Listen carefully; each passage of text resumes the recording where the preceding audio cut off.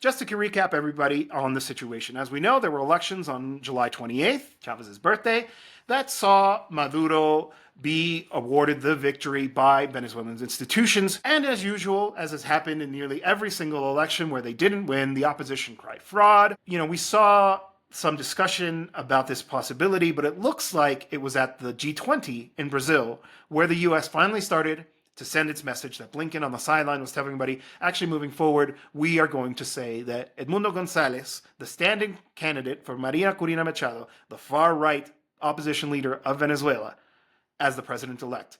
And I wanted to know, Ricardo, what do you make of this? I think the first thing to consider is that there are many actors here, many interests, and this is a complex situation. So when we did an episode a while ago, when González had just left the country, we actually were pretty confident that Guaidó 2.0 was not going to come to effect. And we predicted, even in the case of a Trump victory, that they would not go down the same route.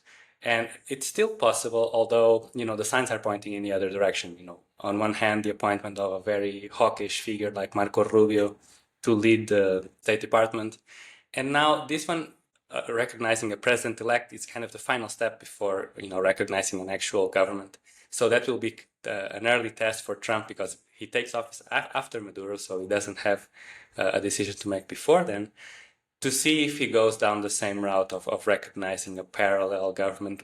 Trump is a bit unpredictable in some cases, and he has this reality TV background, so he might not really be inclined to follow a plan that failed last time around. Also, it depends on who's running policy. Of course, Rubio is a hawk and a hardliner, but there are other figures in the administration who might favor, what's the word that the media is always using, a transactional approach, and not really go through this recognizing a parallel structure altogether, because it also limits control. It forces them to actually work with these people, forces them to transfer resources, whereas they could retain more control and actually have more leverage over the Venezuelan opposition by not doing so. So that's the kind of decision that they have to make.